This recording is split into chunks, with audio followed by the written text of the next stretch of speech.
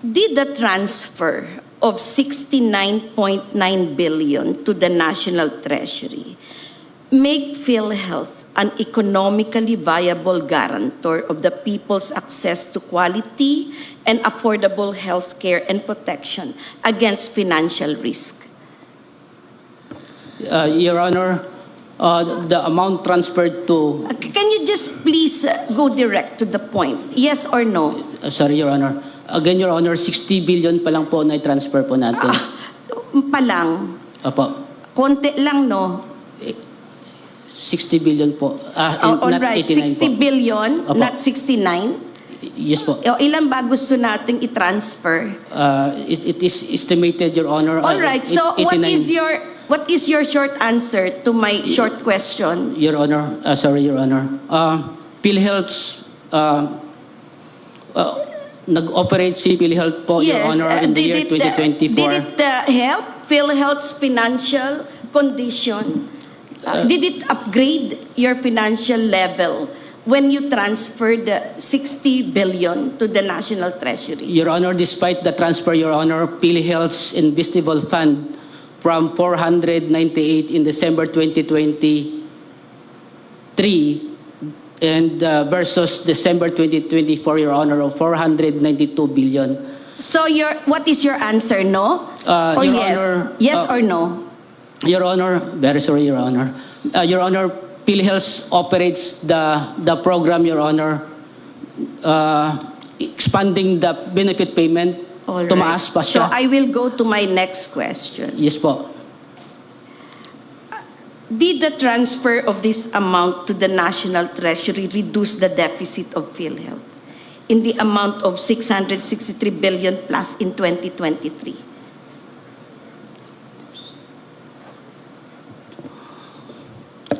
Your Honor, if you are talking... Just a straight answer, Sorry Mr. Senior Vice President. I'm sorry, Your Honor. Yes. Apology po.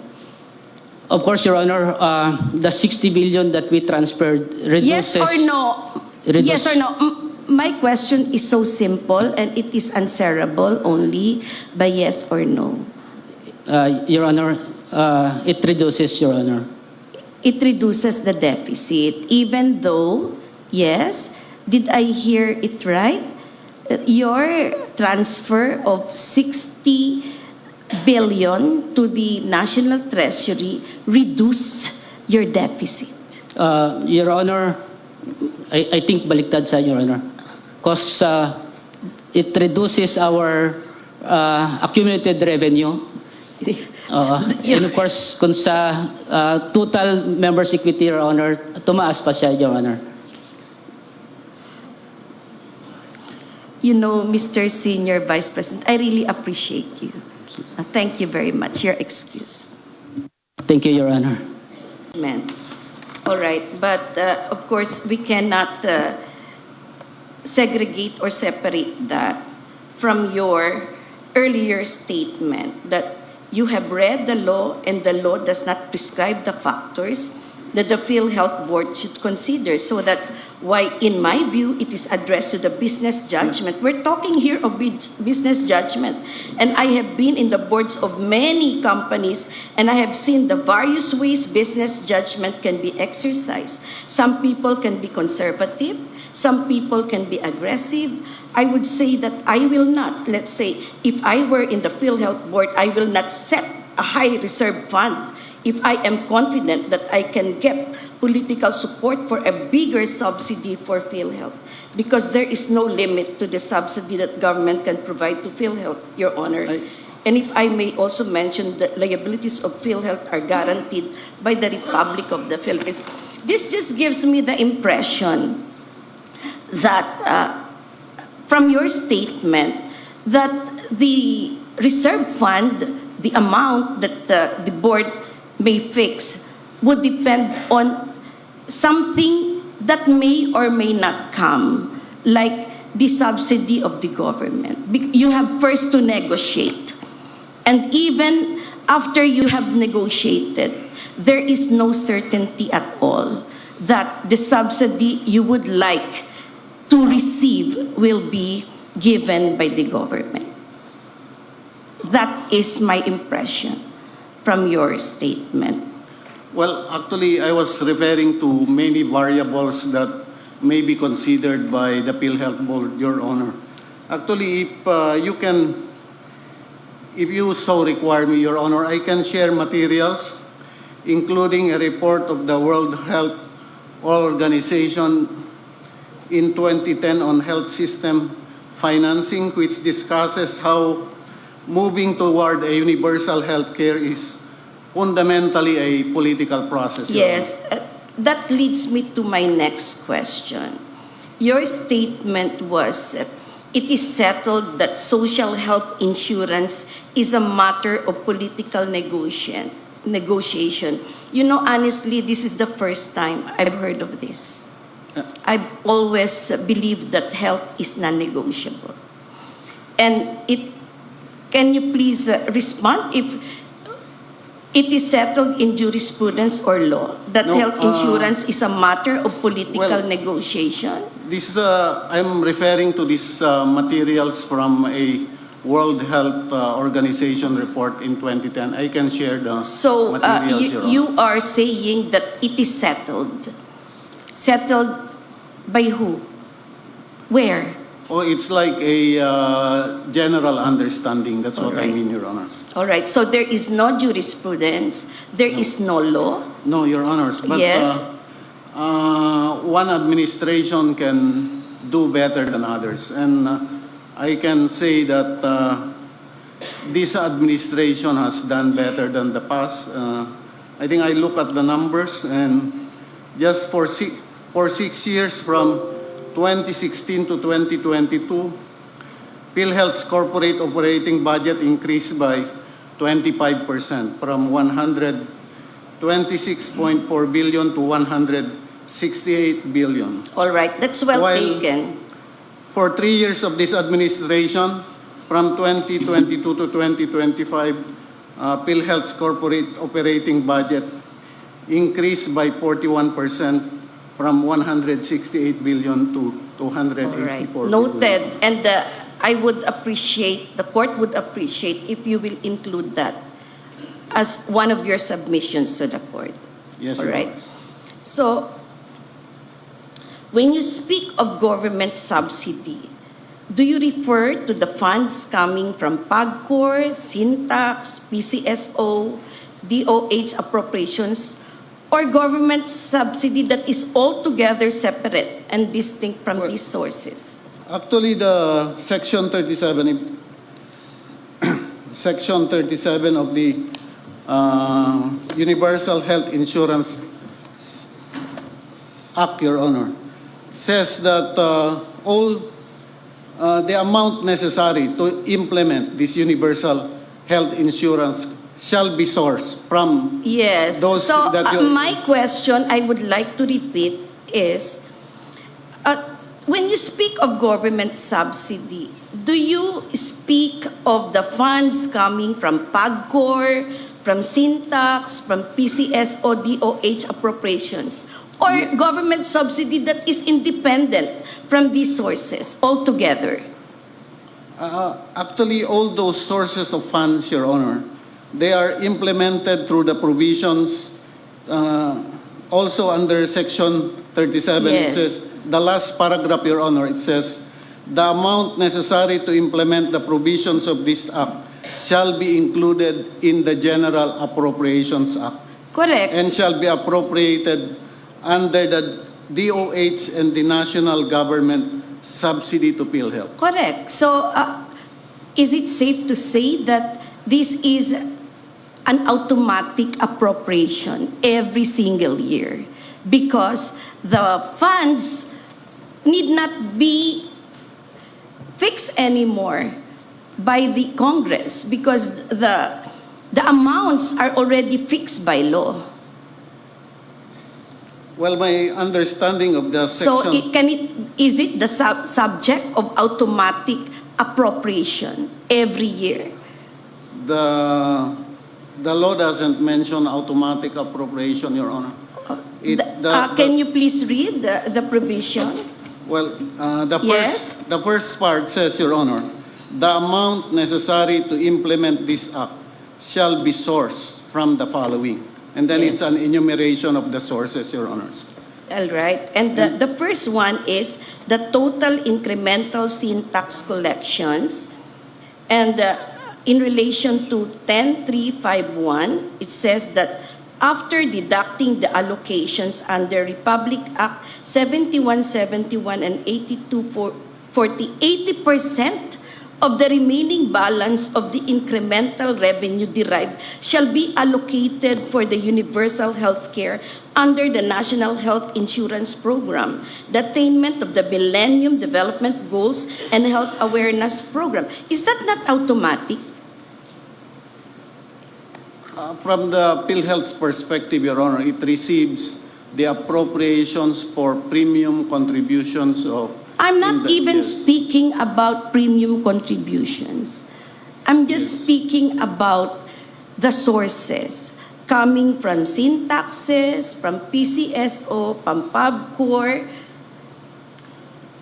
Because the last paragraph of this provision, Your Honors, also specifies the mode of operationalizing this provision. And it says... How? It says the amount necessary to implement the provisions of this act shall be included in the GAA. Of course, it should be Yes. indicated in the GAA because by then, the amounts would have been certain already.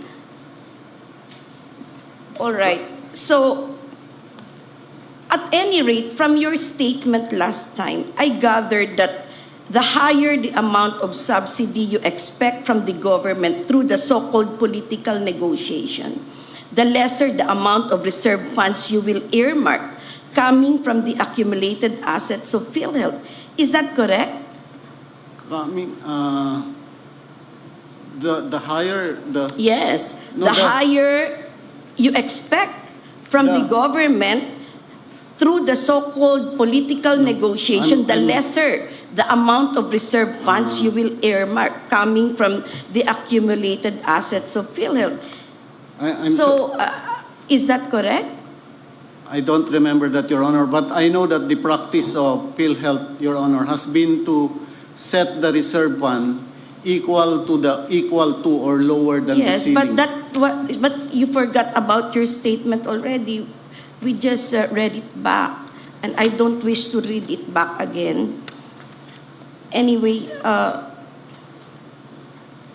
from your statement as well, the amount of reserve funds, it would seem to me, does not depend on the amount of PhilHealth's accumulated revenues, but on the amount it expects to receive from the government, which is a mere expectation that may or may not become real. I'm sorry, Your Honor, I can't...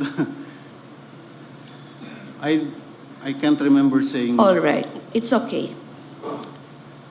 And I just would like to stress that under Section 11 of the Universal Health Care Act, the reserve funds must be sourced from the accumulated revenues of the agency. And when you say accumulated revenues, it means that they already include the taxes or the subsidy from the government and all the monies collected coming from the sources enumerated under Section 37. That is correct, Your Honor. Yes. So with that, Attorney Hermosura, I really thank you very much, and you are excused. Thank you, Your Honor. Thank you. May I continue, Chief Justice? May I now call on Senior Vice President Lim Siaco of PhilHealth to respond to my next questions.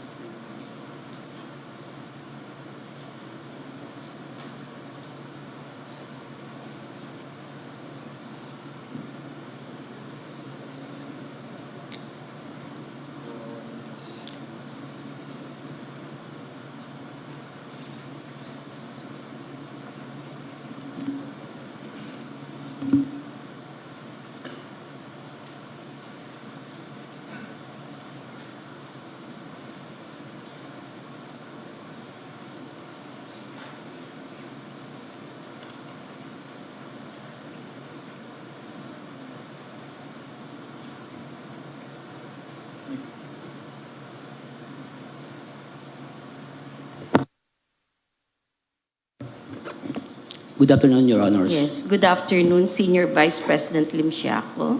Good afternoon, ma'am. Yes. So, would you agree that political negotiation is a principal factor in determining the amount of reserve funds to be fixed by the PhilHealth Board? Your Honor, in the coming up of the approved JAA for PhilHealth,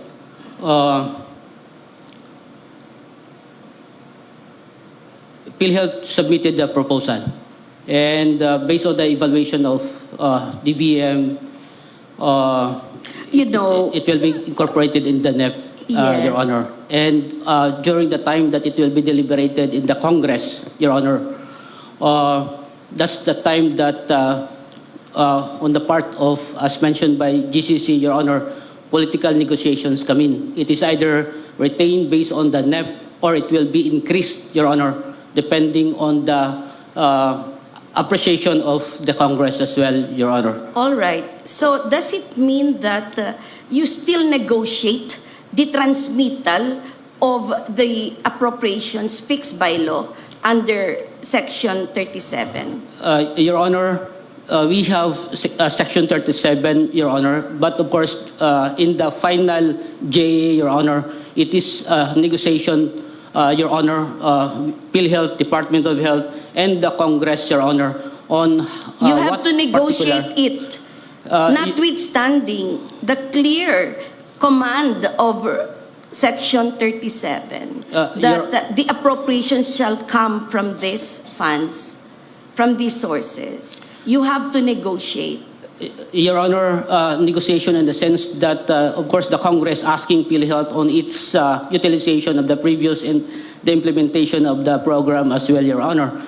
And it is our on the side of PhilHealth, Your Honor, we depend the proposal of the corporation, Your Honor, of course, and that it will be retained based on the NEP or it will be increased, Your Honor. So, the percentages are negotiated, even though they are fixed by law, like 50% from PCSO, Your Honor, 80% from Syntax. Do you still negotiate, or it should be automatic? Your Honor, depending on the amount that will be computed by Department of Finance, Your Honor, on the percentages. You know, the amount is a mere arithmetical computation. We go by the percentages fixed by law. Yes, Your Honor. So despite the percentages fixed by law, you know, the actual amount is just a computation. So does it mean that Congress is not following the percentages prescribed by law? Your Honor, in the past years, Your Honor, based on the NEP, it is carried, Your Honor, in the General Appropriations Act. You know, my question is very clear. Yes, po. I'm talking about the percentages fixed by law under Section 37. My impression from your statement is that despite the percentages already fixed by law, the Congress, you still need to negotiate with Congress for the actual percentages that may be included in the GAA for the subsidy of PhilHealth. Is that the reality on the ground? Yes, Your Honor. We tried to defend the Yes. proposal of the corporation, All Your Honor. right. Yes, well taken. So now I proceed from where we left off last Tuesday. I would like to finish with the COA's basis for disclaimer of opinion issued in 2022 is left with no unpaid obligations for that certain cut-off period. Is that correct? Your Honor, I cannot recall that saying that one, Your Honor. But my statement, Your Honor, if I may, Your Honor, in any certain given cutoff date, PhilHealth still have a payable to the hospital, meaning claims will be processed, but claims will also enter the PhilHealth system for processing, Your Honor. So those that enter the system of PhilHealth are the approved claims. Not yet, Yes, Your Honor. not yet. Because it will be submitted to PhilHealth, received by PhilHealth, and will be processed by PhilHealth, Your Honor. All right. Now, how reliable are the numbers, or were the numbers you reported in your financial report? Your Honor, when we talk about reliability, Your Honor, we're trying to come up with a fair Yes. presentation of the FS, Your Honor. Yes, but and we you're- received 15 million claims, if may, Your Honor, 15 million claims per year, Your Honor.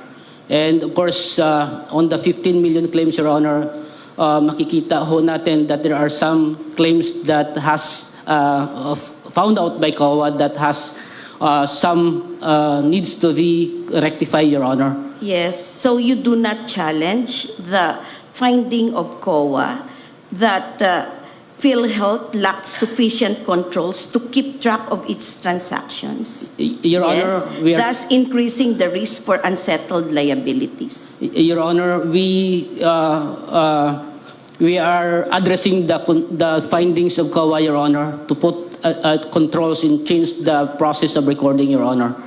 And Your Honor, we have this program right now, the FinMare program, Your Honor, that proper way of recording of our benefit claims, Your Honor, in our books of accounts, Your Honor. So this observation of COA is accurate. Your Honor, we confirm, Your Honor, that that findings of the Commission on Audit, Your Honor. So because of this, the numbers indicated in your financial statements cannot be completely relied upon. Your Honor, the reliability, Your Honor, depending on the materiality of the findings, Your Honor. So again, as I mentioned, Your Honor, we have 15 million claims in a year, amounting to nearly 150 billion pesos, Your Honor. So it means that PhilHealth is not capable of processing all the claims that are filed with it in a given year. Your Honor, you're correct, Your Honor, because as I mentioned, Your Honor, claims come into the PhilHealth for processing and claims will be paid. But as of certain given times, say for instance, December 31, Your Honor, there are still claims unprocessed or unprocessed, Your Honor, given that PhilHealth has given Yes. 60 days to process a claim, Your Honor. You cannot cope up with 15 million claims Your Honor, yearly. Your Honor, if saying to zero out the claims as of a given date, Your Honor, it is impossible, Your Honor. Given again, in any given period, Your Honor, claims pumapasok sa sistema ng PhilHealth for But processing, Your all Honor. these claims are coming from people who are sick, who need urgent financial assistance to settle their hospital bills. These people, many of them are fighting for their lives in the hospitals. Perhaps all 15 million claims filed with your office. Your Yes. Honor, the claims is being filed by the health facilities, Your Honor. In other words, the hospital received the document from the patient and the hospital or the health facilities be the one to submit the claims to PhilHealth, Your Honor. Again, I would like to mention, Your Honor, that PhilHealth has given 60 days to process the claims, Your Yes, Honor. and according also to the findings of COA, the 60-day run-around period has not been complied with. Your Honor, there are instances, Your Honor, that claims filed, paid beyond 60 days, Your Honor. But, Your Honor, I would like to state, Your Honor, that majority of the claims, majority or I have the figures, Your Honor. Yes, we'll see I just about want to see that one. Now, let us go to your 2023 financial statement. Yes po. You know, it's very important that we become aware of your financial standing, your status for these 3 years, 21, 22, 23, because it is from these years that the 89 billion was charged, was collected, and transferred to the National Treasury, 69.9. Had not the last tranche been restrained. All right. So we flash on the screen the 2023 financial statement of PhilHealth. In 2023, the COA reported that the total assets of PhilHealth amounted to 588 billion plus. The total liabilities amounted to 1.2 trillion plus. Out of 1.2 trillion plus, 1.14 trillion plus represented PhilHealth's insurance contract liabilities. Based on these numbers coming from COA, PhilHealth had a negative equity of 663 billion plus in 2023. Per independent auditor's report dated September 11, 2024, or just 6 months ago, the COA issued a qualified opinion, which means that this time, at least partially, PhilHealth's financial statements present fairly in all material aspects the financial position of PhilHealth as of December 31, 2023, and its financial performance. But for the rest of the financial statements, PhilHealth, Your Honor. so you have the institution, you're the institutional memory of PhilHealth. You should be preserved. Thank you, Your Honor. Thank you, you. Your Honor. So, my question is, based on these COA reports, do you think PhilHealth still has the ability to continue as a going concern without aid from the national government? Your Honor, PhilHealth is a government-owned and controlled corporation. And PhilHealth can continuously implement this program, can operate, Your Honor, even, as you mentioned, Your Honor, without a subsidy from the national government, Your Honor. Of course, the subsidy of the national government is very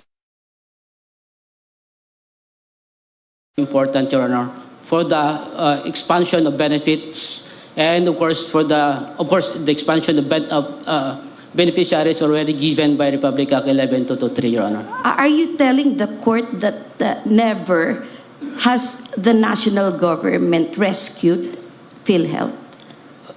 Your Honor, When it comes to its inability, supposed inability to meet or pay all its liabilities, the government never came to the rescue of PhilHealth?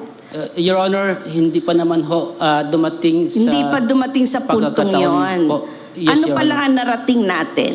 Your Honor, PhilHealth continuously implement its program, and our board, which kasama po the national government, we have the DBM, we have the Department of Finance, and other government agencies, Your Honor, looking into the operations of the Yes, so corporation. no need to negotiate with the national government on subsidy because you are self-sufficient.